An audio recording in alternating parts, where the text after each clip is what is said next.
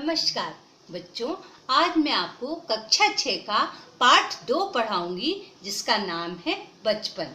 बच्चों, पाठ शुरू करने से पहले मैं आपसे कुछ पूछना चाहती हूँ। आपके घर में आपकी दादी होंगी, नानी होंगी, उनसे जब आप बातें करते होंगे तो वो अपने बचपन की बातें आपको बताती होंगी, है कि हमारे बचपन में हम ऐसा करते थे, हम ऐसा करते थे। तो इसी तरह से जो इस पाठ की लेखिका हैं कृष्णा सोबती जी, वो अपने बचपन की बातें बच्चों हमें बता रही हैं कि उनके बचपन में वो क्या करती थी। तो बच्चों, इस पाठ की लेखिका है कृष्णा सोबती जी, जिनका जन्म 1926 में हुआ था और इनकी मृत्यु 2019 में, मतलब अभी पिछले साल ही इनकी मृत्यु हुई थी। तो मतलब बच्चों, लेखिका कहती है कि उनका जन्म 19वीं शताब्दी में हुआ था और उनकी मृत्यु अभी 20वीं शताब्दी में हुई थी। और वो आपकी नानी दादी की उम्र की हैं। वो अपने बचपन की बातें आपको बताते हुए कहती हैं कि जब वो छोटी थी तो उनको डार्क कलर बहुत अच्छे लगते थे, लाल, नीले, ग्रे कलर, चॉकलेटी कलर। कुछ फ्रॉक्स हैं उनके बचपन के जो उन्हें बहुत अच्छे लगते थे। चुन्नट वाला फ्रॉक, प्लेट्स वाले फ्रॉक्स, फूली बाहों वाला फ्रॉक उन्हें बहुत अच्छा लगता था। और बच्चों, इसके साथ ही लेखिका निक्कर भी पहनती थी। निक्कर जिसे आज आप लोग शॉर्ट्स बोलते हैं ना, लेखिका निक्कर पहनती थी, ट्यूनिक पहनती थी, स्कर्ट पहनती थी। और कुछ फ्रॉकें तो उनकी इतनी फेवरेट थी कि वो उन्हें बच्चों आज तक याद हैं। लेकिन अब लेखिका सयानी हो गई हैं। सयानी मतलब बड़ी हो गई हैं और अब वो घेरदार कुर्ते और चूड़ीदार पहनना पसंद करती हैं। और बड़ी होने के कारण घर के सब लोग उन्हें जीजी कहकर पुकारते हैं। उसके बाद बच्चों, लेखिका आगे ये बताती हैं कि जब वो छोटी थी तो इतवार का मतलब है संडे या रविवार। तो इतवार की सुबह सभी बच्चों को, घर में जितने भी उनके बच्चे थे, उनके कजिन्स थे, सबको खुद के मोजे खुद धोने पड़ते थे। घर में किसी भी नौकर नौकरानी से धुलवाने की मनाही थी। सब बच्चे सुबह से इसी में अपना टाइम व्यतीत करते, सब अपने मोजे धोते और मोजे धो लेने के बाद बच्चों सब अपने जूतों में पॉलिश करते। जूतों में पॉलिश करते और फिर कपड़े से रगड़ रगड़ कर जूतों को बहुत चमकाते। बहुत मजा आता था उनको।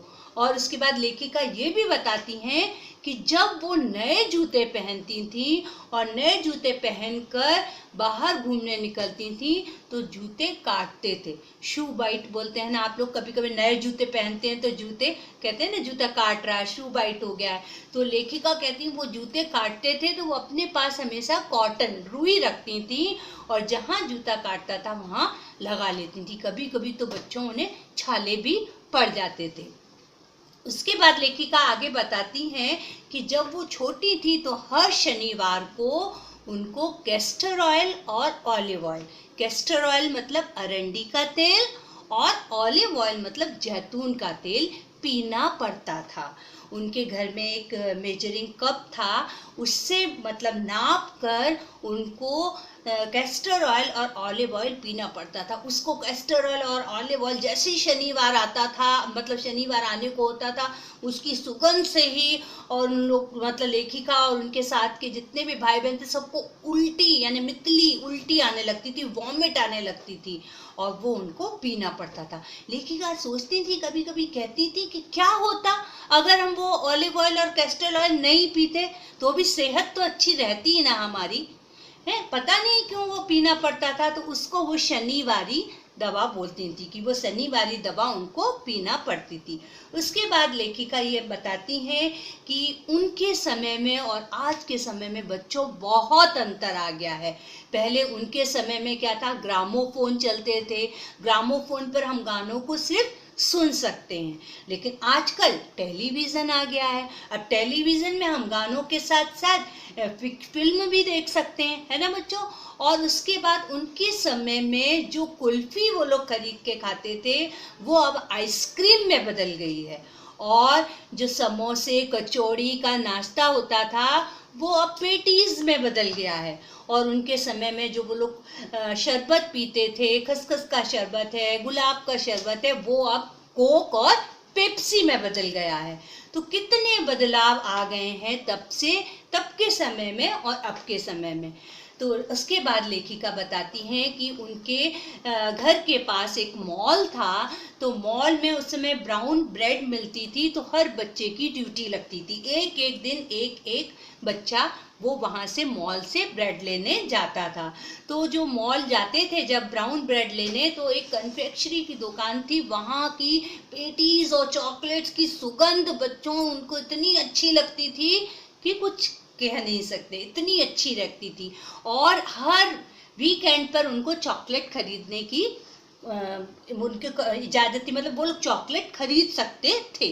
तो क्या होता था, लेखिका के पास ही सबसे ज़्यादा चॉकलेट का स्टॉक रहता था। क्यों? क्योंकि वो क्या करती थी, बच्चों को चॉकलेट मिला, बच्चे इतने शौकीन होते हैं चॉकलेट खाने के कि चॉकलेट मिला, रैपर खोला और खाया।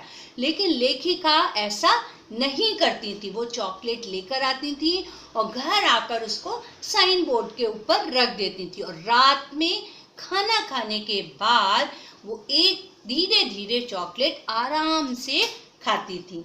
उसके बाद लेखिका बताती हैं उस समय शिमला के जो फ्रूट्स हैं, फल हैं, जैसे कि शहतूत हैं, फालसे हैं, वो चेस्टनट हैं, वो उनको भूलते नहीं हैं। मतलब इतने स्वाद से खाती थी, इतने अच्छे लगते थे कि वो उनको भूल नहीं सकती। और हाँ बच्चों, एक चीज़ और, चना जोर गरम, जो चना जोर गरम पहले मिलता था वो आज भी मिलता है। लेखिका कहती है वो बनाते थे, कोन बनाने का स्टाइल भी वही है।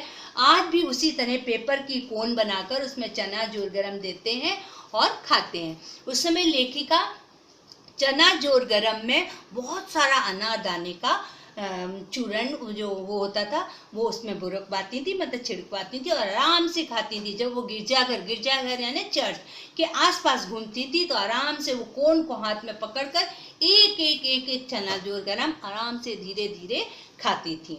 उसके बाद बच्चों लेखिका बताती हैं कि उस समय जो उनका शिमला रिज था उसके बारे में भी बताती हैं। अब आप लोगों में से बच्चों बहुत लोग शिमला गए होंगे घूमने, तो आपने देखा होगा, चर्च देखा होगा, स्कैंडल पॉइंट देखा होगा, शिमला रिज देखा होगा। वहाँ का बताती हैं कि वहाँ पर वो घुड़सवारी करने जाती थी, वहाँ पर बच्चे सब घुड़सवारी करने जाते थे। और उसके बाद उनके घर के पास जो चर्च था उसमें जो घंटियां लगी हुई थी उसकी आवाज़ इतनी अच्छी लगती थी। लेखिका कहती थी जब वो घंटियां बजती थी तो इतना अच्छा लगता था, ऐसा लगता था जैसे प्रभु यीशु मसीह ही कुछ संदेश दे रहे हो, खुद संदेश दे रहे हो। उसके बाद वो शिमला रिज का बता रही हैं कि वहाँ पर जो स्कैंडल पॉइंट था वहाँ इतना ज़्यादा कोलाहल और शोर रहता था कि वहाँ का नज़ारा देखते ही बनता था। और फिर जाखू पर्वत है जो, वहाँ से जो शाम का समय था वो वहाँ का नज़ारा तो बहुत ही प्यारा लगता था। क्या होता था, जब सूर्यास्त होने को होता था तो सब जगह की घरों की लाइट जल जाती थी, और सूर्यास्त होता था तो छोटी जो लाइट जलती थी वो टिमटिमाते हुए तारों की तरह बहुत सुंदर लगती थी। वो जो रात में शिमला का वो जो शिमला रिज का जो दृश्य है बहुत ही सुंदर लगता है। और लेखिका बताती हैं उसके बाद वहीं पर एक दुकान थी जिसमें कि उस दुकान पे शिमला कालिका ट्रेन का मॉडल यानी नमूना रखा हुआ था। बच्चों उस समय सबसे तेज चलने वाली गाड़ी शिमला कालिका ट्रेन ही थी। और उस समय क्या होता था, हवाई जहाज़ तो बहुत कम थे। तो लेखिका बताती हैं कि जब वो हवाई जहाज़ अगर कभी निकलता भी था तो हम सब बच्चे दौड़ कर आते थे और आसमान में देखते थे, ऐसा लगता था जैसे कोई बहुत भारी भरकम पक्षी उड़ा चला जा रहा हो। तो बच्चों उस समय लेखिका बताती हैं वो हम लोग मॉडल बहुत चाव से देखते थे, क्योंकि वो मॉडल था उसमें छोटा सा टीन वाला स्टेशन था, छोटी सी पटरियाँ थी, छोटा सा सिग्नल था, बच्चों उसमें एक टनल भी थी। तो वो देख के बच्चों को बहुत अच्छा लगता था, वो लोग खूब देर तक खड़े होकर आराम से उस मॉडल को देखते रहते थे।